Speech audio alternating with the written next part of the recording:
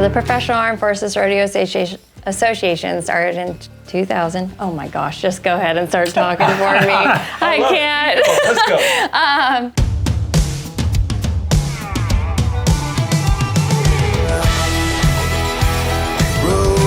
Rodeo time. Welcome to the Luke Branquinho Show. There's nothing I like more than when I have in-studio office trophy room guests. It makes it it's so much more personal, and we really love it. So today's guests are Kat, you are the marketing director, and Goose, you are the treasurer. Yes, sir. For the Professional Armed Forces Rodeo Association, which is coming up at the Stockyards March 1st. Yes, sir. it is. Well, I appreciate you guys joining me on the show. I mean, we talked earlier at the Stockyards, what was it, about a month ago? Yes, sir. And Goose said, hey, man, I want to get on your show and talk about the Professional Armed Forces Rodeo Association. And I was like, yeah, next time we film, we'll make it happen. You just so happened to text me, this is no joke, on the day we were scheduling. Really? So, I mean, timing is perfect and meant to be. So, appreciate you guys for joining me. Well, thank you for inviting us. Yeah, so let's get into it. Let's talk a little bit about the Professional Armed Forces Rodeo Association and what you guys are doing. Perfect. So the Professional Armed Forces Rodeo Association started in 2000. Oh my gosh, just go ahead and start talking for me. I can't. Let's go. But it's been around for a long time. We have our regular events of rodeo, and then we have shoot dogging, mounted shooting, and then the girls can be in any of the events. But we do have breakaway and barrels for them as well. Awesome. So a full slate of events plus the shoot dogging. I'm assuming that there's a lot of people that maybe don't ride horses. So adding some events like that so they could be a part of it. Helps or active military. Yes, it helps a lot for active duty that they cannot do rough stock events for too risky, or they don't have a horse. They can just fly down from Alaska, from overseas, from Europe, and just shoot dog. And yeah, we get a lot of shoot doggers in there, and hopefully we turn them into steer wrestlers. Absolutely. There's nothing more I like than a steer wrestler. Yeah, exactly. And the associations for our active, our reservists, and our veterans, of course, and their families. So if you're under the age of 18, you can compete, and we have some really strong kids in our lineup. We have David Tietz's son, what's his name? Tony. Tony Tietz. He was our rookie breakaway this year. We allow the boys to compete until they're about 14. Right. And then we have Lily Ann Cromie. She took it all around. Yeah. Oh, wow. Yeah, she's 16. Yeah, 16, 17. And barrels and mounted shooting. I mean, she's on fire in the mounted shooting. It's wild. That's awesome. Well, let's talk about this event coming up March 1st at the Stockyards, Cowtown Coliseum. What are you guys expecting? I mean, numbers-wise, it sounds like this is a huge event. Well, it's going to be huge for the Stockyards and for us to show what the military can do and rodeo can do together, because a lot of people don't know about our association or anything like that. It's been going on for 25 years, but we haven't went out the door like PRCA type thing like that, because the military is under 1% of the population in the U.S. So we're a small, but we're pretty strong together and everything like that. So it's going to be big bringing in military to the Stockyards, showing the people that, we're not as good as you back in the day. Well, still today. He said that, not me. I did not ruin this podcast. Back in the day. But you're a little rusty still, know. But you got to knock that rust off. But the hole just keeps getting bigger. Exactly. I like to dig. I got a backhoe. We'll fill it in. Yep. And we're not as good as pro, but we have more into it because we put our priorities first in the military. Absolutely. Did our time then, and then we went back to the military, and some of them are still doing both active duty and rodeo. So it's a combine of freedom with the heart of rodeo together, and it's a unique. Absolutely. When you go back saying you're 1% or less of the population, but without that 1%, we wouldn't have the luxury of being here and being able to talk in the free state. Oh, absolutely. Free America. Yeah. It's like for my generation, we have it easy. We have so much technology, drones, everything like that. Back in the day, them Vietnam guys and all that, they had it hard because they didn't know what was up 100 yards up. Right. For us, we have drones. We have so much more technology. We have it laid back. just like technology now these days. Right. You know, we had dial-up back in the day. That took forever. Yeah. You know, now you have Starlink like that. Yeah. Well, I mean, as a civilian, I mean, especially a rodeo cowboy, what we do as a community and how we appreciate what the military has done, obviously for our country, but for our freedoms, and again, being able to go up and down the road, make a living rodeoing and traveling like that. Mm-hmm. And now you guys are able to get, and you growing up or being able to grow up in that world, but there's a lot of active service military that don't really know about PAFRA. You know, the Western culture, and you guys being able to bring them in and show them that obviously has to be a sense of pride for them. This is what we're fighting for. Yeah, and surprisingly, like all the bases that I mentioned earlier, which was Camp Pendleton, MRCD, I don't remember how to say it, but basically the drill instructors down in San Diego, and then North Carolina all had military rodeo arenas there because it used to be so big and so popular. And I mean, I'd say it's fair to even say that the military made rodeos. Absolutely. And especially after World War II, that's when they started becoming a little bit more organized and built associations. And that's what PAFRA kind of modeled after, was that sense of like the U.S. Cavalry breaking Colts way back in the day. And so, I mean, this is what people did instead of going to their barracks and playing video games after hours. So, I mean, what's better than watching people get bucked off? I'm just saying. Well, you mentioned Camp Pendleton. They had a PRCA rodeo when I first started my rookie year, 2000. We got to go, and I'm sure that's one of the arenas you're talking about. It's actually a paintball field now. Yep. Oh wow! Yeah. So we need to get that back. That's what I'm saying. Rodeo arena. Yeah. I was like, this is too good. I mean, the statistics show horses in general help with PTSD. Half of these guys aren't going to be talking about their problems. Right. You know, the people that have seen a lot, they're real quiet about it. And I think this is a really great way to not be super invasive in helping them set goals and just knowing that they can still pro rodeo out inside the military even. Right. I mean, my husband gave up a lot because he was, I think you guys call it on tempo, when you get deployed a lot. I mean, our first 4 years of our marriage was almost 3 years of it. He was overseas. Wow. I mean, one of them, he was in Australia, so don't let him fool you. He had a great time. So he was having a good time. I'm back home mucking stalls. I'm like, oh, it'd be so nice to have somebody else here helping me. And he's down in Australia. Just having a great time, getting a tan on.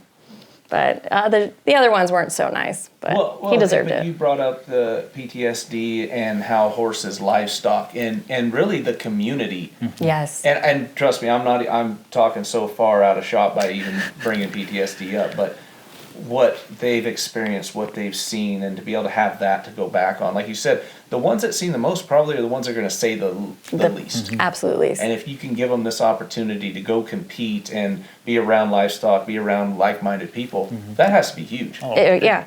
It's very huge because we feed off each other and help each other. Just like steer wrestlers, you know, I've been around Wags, Irwin, Pearson. We're all together. Yeah. It doesn't matter if you're beating me by a quarter second, whatever. We're there, help each other out, haze, everything like that. It's like the military. We all come together like a family. If you have a problem, it'll be nice and slow, but you'll hear about it, and then it's just better than going to, let's say, a shrink. Because none of us military guys go to shrinks. Well, I mean, let's be honest. As a man, when you and not being like just as a man, but when you think you have a problem, that's the last thing you want to do. We'll figure it out on our own. Yeah. Which is kind of what the furthest thing. What you need help. Yep. You need to be able to go talk to somebody. You need to be able to get that out, get it off your chest. And we've had a lot of members in PAFRA come together, and you know, we'd be sitting by a bonfire during our finals, and it's out in Clovis, and we'd be by a bonfire and just drinking some good old Pendleton, and then it just come up slowly, and just he's like, after finals, they come up to you and like, hey, that's what I needed. Thank you. Thank you. We do have a lot of them. This is what we need, and every single year they come back and they're like, this is what I need. Well, even for my husband, you know, he's kind of been in a little bit of a rut for a while because he went from being deployed all the time to more of an office job as he grows in his rank and stuff. And he's like, oh, I hate pushing papers. Like, this sucks. And so, like, he strives for that constant excitement. And he used to ride bulls way back in the day, and he kind of jumped back into it the last 2 years. But that's what I'm saying is like with PAFRA, it just totally reignited what he was kind of missing from that really high tempo going overseas or constantly working up for a new deployment. Right. And even as a drill instructor, I mean, that was worse than any deployment we've ever been through. He was constantly gone, even though he was only 30 minutes away from me, screaming at recruits, which made me go, I'm sorry. And he's like, shut up. But it's to see that reignite has been nice. That's awesome. There's definitely a level of stress that the family members have to go through. I mean, you experienced it personally. Yeah, I mean, I never really understood when they would thank me for like being the military spouse. I never really understood it. But just having that support at home that they don't have to worry about is such a huge factor. And it's almost a job in itself. I mean, it comes by easy, of course, when you love them. Sometimes, but for the most part, in PAFRA for me, what I can say is that like the stresses that you, especially since he's still active, like right now, he was supposed to be on here instead of me, rightfully so. And he, he's in Long Beach doing a training op on San Clemente Island, I think it is. So last second, I'm on my own dealing with another freeze here in Texas. But here, like, again, he's been our longtime rodeo friend in and out of PAFRA. And right now we're both in PAFRA. We didn't know about it until much later. And anyways, but like having him come and help me out, or the other wives understanding like the stressors of, man, we're going to have to move our kids again. Like, what are we going to do? You're jerking everything that you've kind of got roots in, jerking out of the ground and having to put it somewhere else. Every 3 to 4 years, we're looking at a new place. Completely don't know anything about him, but my husband did make me a promise at the very beginning. I was like, I'll do this military life, I guess, if the horses get to come. And he's always kept that promise. So the horse community has actually really helped us out every time we've moved because we know no one, no babysitters. You want to go have a date night? Good luck. You have 2 kids. Like, I can't even tell you how long it's been since we've been on our own little date. Sorry, I got to refresh my screen, but anyway. It's all right. Just kind of going back to that, it's nice to kind of have some guidance from people that are veterans or veteran wives too. That's like, oh, do not do this or definitely do this. And they also know like certain ways, like mastering the VA, I would even say. Like my husband's thinking about what's his future. And he had like, 6 of you guys kind of be like, this is what I would do. And some of them are like, get out. But most of them are like, no, stay in. And if I could have done it differently, this is how. So. Wow. Well, and just to have that type of support on the backside with the direction, okay, what do I need to do now after military life? And you're living that, you're experiencing it. But I want to talk to you about bull riding to steer wrestling, and you're kind of in the shape of one or the other or both. Oh, pretty much both. I mean, when I was pro rodeo and bull riding, I was small. I made sure I was thin. I was always in the gym and all that. And then converted to steer wrestling and bulking up in the gym. And I'm like, oh, I can't ride a bull. I'm weighing way too much. I am way too top heavy. And I need to start looking like you more. Grow a couple more inches and put on about 200 more pounds. So you're not that big. The gym only lets you go this way, though, not so much that way. Yeah, I mean, if I stretch maybe my arms or something like that, but a lot of yoga and all that. But yeah, I mean, my bull riding helped me in my steer wrestling a lot. For core, for balance, and just quick thinking, real quick. Like what we were talking about a little bit earlier, when we were at the stockyards back in September, I haven't jumped off a horse for 6 months, didn't steer wrestle 6 months. I was in Africa. Came back, me and my buddy, old Travis Beck, he's like, hey, you're going to this rodeo. Okay. We hit it up. Entered you up. Yeah, pretty much. Entered me up, he's like, hey, good luck. And I was like, oh, you're just going to take all my money. Well, luckily, came out of the box, blew my right stirrup, came down. Luckily, I just sat on his spine. I'm athletic enough, but they say I'm just lucky. Slid down his spine a little bit, got toward the horns. I just slid right down, came around, flipped him 4-4, and won the whole rodeo. You know what I tell them? Luck is when preparation meets opportunity. Yeah. Be prepared for that opportunity. Yeah. And I mean, I've had a lot of sliding down bulls' backs off the back end a lot. So I'm used to getting slammed in the dirt pretty hard. So I'm like, steer wrestling is so much easier because you're coming off that horse onto that steer. Like, if I mess up, I'm just going end over end. and that's it. Yeah, your right side is already metal. So like Yeah. if you screw up, I'm pretty fine. much half metal. 5 titanium plates. Okay, well, I'm gonna have to ask, what was that from? Bull riding. I was actually in yeah. Vegas at the sale there. Oh, at the NFR Buck and Yep. Bull Sale. Yep. Came around, bull came to the right. Thing about bulls comes to my right, away from my hand. 2 things. I get a concussion or I win. I got a concussion Great and odds. broke everything in the right side of my face. So did you win? Nope. So, like I said, there's only 2 things. I'm winning it or there's a concussion. Right. And I had a little extra, concussion and the whole right side of my face broke. Wow. From the horn. Yep. Horn came right here, blew everything out. Broke my eye socket 4 different places, shattered my nasal cavity, shattered my cheekbone. Was that the last bull you got on? No. Oh no. No. I'm like I can't say that. he's I'm- retired like 3 times. Right. I mean, you. I retired yep, once. See, so it's once you get in that, and you're like, okay, I'm retired, and then you get that itch again, Oh, yeah. and you're like, you see somebody like get bucked off a bull, and you're like, man, I could have done that in my sleep, and then Yeah. you're like, let me jump on my barrel again, and then you just start getting on your barrel, you're like, man, we're Feels back good. at it. Feels good. Just like steer wrestling for you. Yeah, yeah. You jump on that horse, and you're like, in your practice arena, you come slide one, you're like, man, it feels like just knock a little rust off and I'm good to go. And then what did you do? Yeah. I mean, you came out and busted good. Yeah, You- they said, what did it feel like? It's like riding a bike. I said a bike with square wheels, but we're getting the rust knocked off, and hopefully come April, we're $1 million richer at the American. We'll see. Oh, yeah. Heck yeah.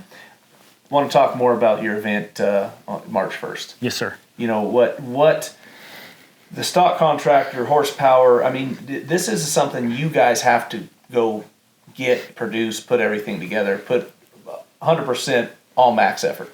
Well, the stockyards, they'll have all their stock Right. there and everything. So it's pretty much, you're going to pro rodeo.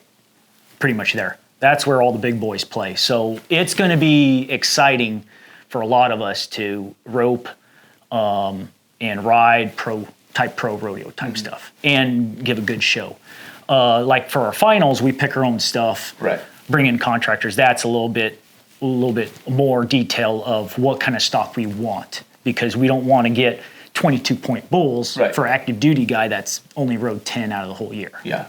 So for the horsepower and bulls and stock timed event, I think it's going to match up really well for a lot of us. Nice. So it's going to be a good show with showing people what the military can actually do, and they're doing 2 things. They served or are serving, and they're rodeoing at the same Right. time. So they're almost double dipping on a lot of pro rodeo people just driving down the road. Absolutely. And we're going to have recruiters there from the Marine Corps, so they're definitely making bank off of this. I've actually been giving a bunch of our our marketing material to encourage our recruiters, be like, look, you can join our service and still rodeo. And so that's been actually really convenient being here in Fort Worth with Cowtown. And they've been, Cowtown themselves, they've been really helpful and wonderful about setting up this event and making it as special as the guys that are going to be in it. That's awesome. I've been talking about his rodeo, but let's talk about yours. So I kind of got into like riding barrel horses because it's really all we had and where I grew up. I grew up in the middle of the Sierra Nevadas. I'm not going to say what side.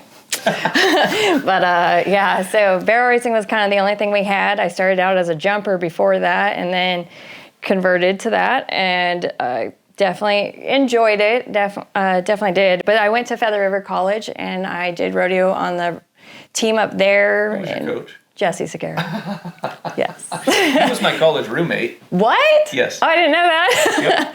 Hey, Jesse. Yeah, in fact, I'm going to see him in a couple weeks. Really? Yeah. Oh, what a small world. I think his mom was my Sue. husband's principal in Oh, really? Fernley, Nevada. Yeah. Yeah, Sue. Yep. Sue and Ray. They're good And people. well, What after a small world. yes, absolutely. After that, I kind of just got into reining horses, and so I decided I wanted a show, and then ranch versatility kind of got hot, and that's kind of what I was more into. Having our horses be used at home, more versatile and stuff. And I did that. And then my husband's like, I want to do PAFRA. And I was like, well, I'm too competitive not to do something. Right. So I learned to breakaway. There you go. And that year, I learned breakaway that year and then took reserve the same year. And then the next year I was reserve this last year. And hopefully I'll be the bride, not the bridesmaid. Right. You just need that's what the first place loser, not you. Yeah. Hey. Yeah. But So yeah. I've been there before. Yeah, but I'm hungry, and Right. I don't make it super hard on myself. We're kind of green on green. I started my cult 2 years ago in ranch versatility and like some rating foundation, and then I was like, hey, we're doing breakaway, and he was like, all right, let's go. So University of YouTube all the way. There you go. Yeah. YouTube has so many options. Yep, so that's been kind of my little journey. But then I got into healing. I heal for him. Oh. Yeah. Sticking the bone, she's grabbing the feet. If I can. Yeah, I just go out there and wave. Sorry. Oh, what's the name? Okay, there we go. I need to set that so it doesn't shut off. I don't know how. Anyways, all right. So both you compete. Your husband competed. Not retired now, right? From bull riding. Yes. I don't know. He's really kind of up in the air about it. I think his body's ready to retire from it. Too many deployments is really what I kind of think the fault is. But his workup's still pretty high. Like now he's in a different position, but he's still constantly going. But team roping, he's heading. I told him, I was like, you have the horse, my little breakaway horse. He's really kind of catching the gears and figuring things out, and I think he'd be great for tie down. So hopefully Travis Beck can get some hours on him, and That'd be great. he'll get to do that. But no, steer wrestling too. Yeah, I'm trying to Yeah. convert him into steer wrestling. Oh wow. Yeah. All around type horse. No, I mean, yeah, maybe. Use Oh, unless he's going to use Oh, mine. you're Right. not using decaf. No. steer wrestling horse? No. Oh, not for us. No, we don't have one. But decaf, no. No. No. See, He's my You say baby. no until. Well, Yeah, it's called decaf for a reason. He ain't espresso. That's good. I like that one. All right, we talked about your event March 1st at the Stockyards. What other events do you guys have going on throughout the year? Throughout the year, we're going to be going down to Tejas, right just south of here on Memorial Weekend. And that's going to be a really good one for what we were talking about earlier about families and all that kind of stuff, because usually we go down to what was it called? We go down to That one. Yeah. It's a West Frio River Result, and we go down there and enjoy that for a while and all that kind of other stuff with family and all that, and Gotcha. then we'll hit the rodeo, and then after that we'll be going up to Durango, Colorado, in July. I got you. And you mentioned your finals. Yes, that'll be in Clovis, New Mexico. Okay. October 23rd through the 25th. Put that on your calendars. Yeah. And it'll be fun there because I'll be trying to get a 3-time all-around consecutive. Nice. Well, and it's our 25th year, so we're 25th trying to make it the 25th biggest, anniversary. So trying to build the biggest purse we've had. And So do you guys have any streaming of it? Where can the fans, if they want to go watch it? It's always on Facebook right now. Okay. Facebook Live. We are looking for somebody to do the media if anybody's interested. Wink, you Right. could come Oh, out and do yeah. a podcast and Oh, not him. I was saying in If general. somebody's watching, it says Videographer. Right. Yeah, but we do have tons of like sponsorship, and it's more of what PAFRA can do back for people. So if there was a videographer that would be interested, the PR and marketing is more what I like to specialize with, the social media and getting people out there. So we have several ways to come and sponsor us, and we definitely will make sure we take good care of you. Yeah, and what's rare, Sales pitch, I love it. what is rare about our association? We're a 501c3. Yes. So if you donate anything, you get that right back on taxes. very So any big business, they need a tax write-off, they can come to the Armed Forces, support the military and rodeo at the same time.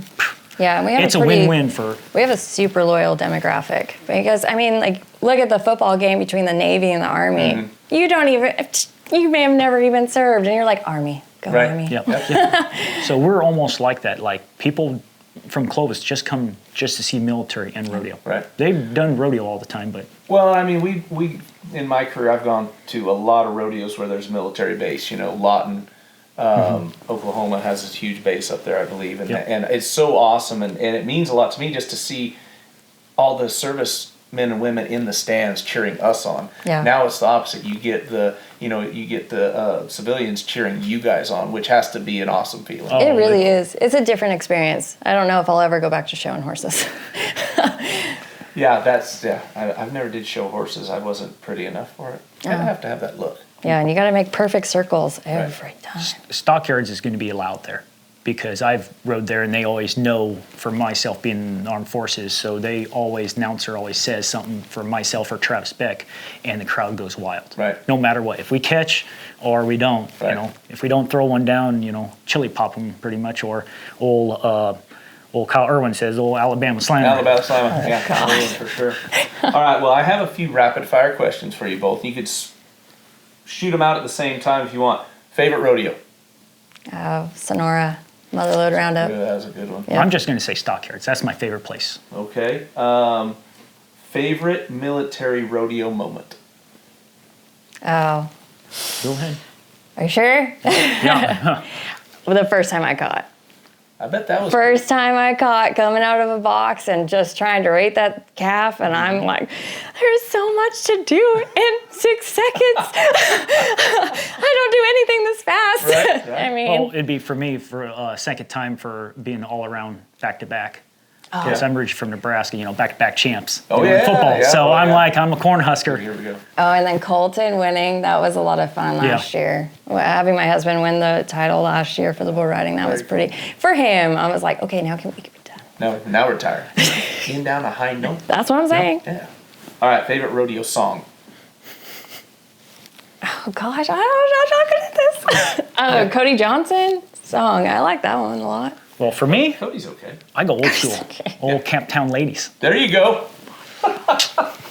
Blazing Saddles classic, right? Oh, wow. All right, favorite military base?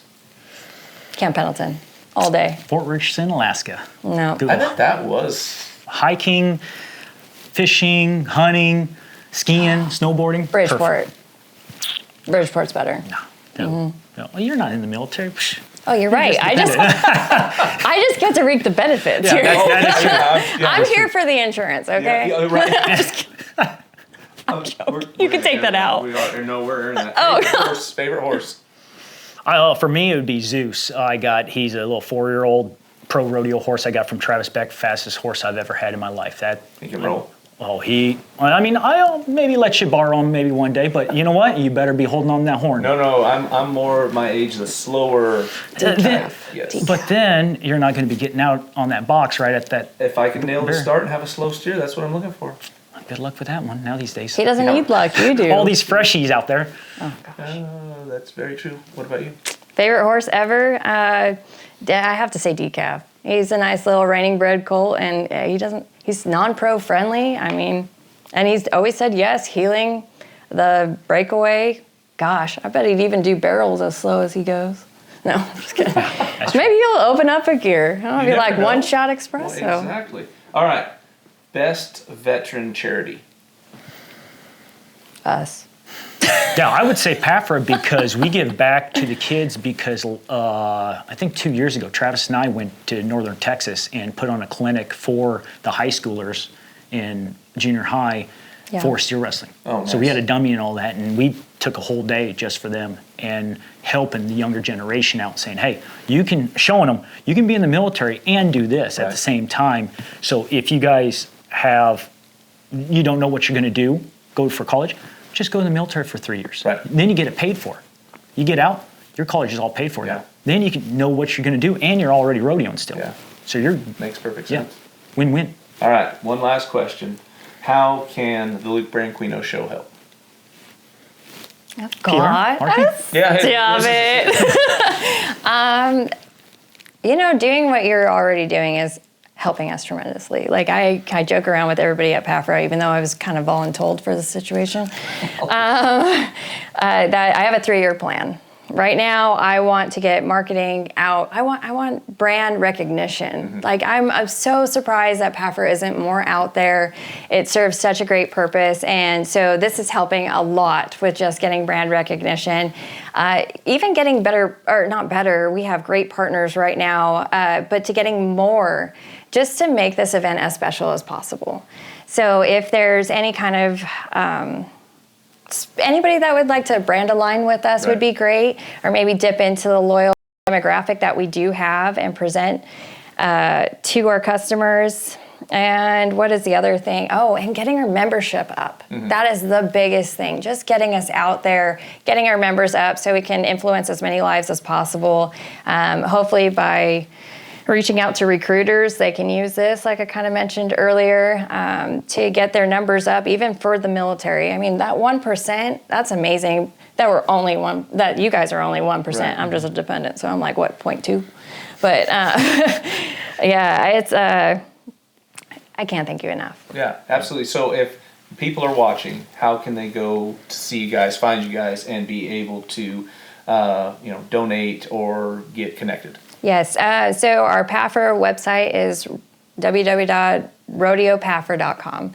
And I attach QR codes to everything that I've been kind of producing. So you can either scan that, or if you want to just type it into your computer, that's totally fine. Go there. You can reach out to our membership. It has our rules, like under the age of 18, you can be a spouse of a veteran. Even your veteran doesn't even have to compete. You can, if you're competing as a daughter or as a spouse, you're allowed to join under their membership. Other than that website has a whole lot. Our Facebook, we are going to be building a TikTok and a Snapchat for everybody in that generation. I'm still trying to wrap my head around all of the things. But yeah, that's a great way to reach out. And I'm Kat Davenport, and you can reach out to me as well. I may or may not get it. No, I'm just kidding. Right. Well, I honestly can't thank you guys enough for coming. Like I said, timing was perfect. Yes. We're setting our schedule, and this is going to get hopefully a lot of traction for you guys. And Goose and Kat from Thank you. the Professional Armed Forces Rodeo Association, PAFRA. You nailed it. I know, right? Thank you for joining us, and thank you all for watching.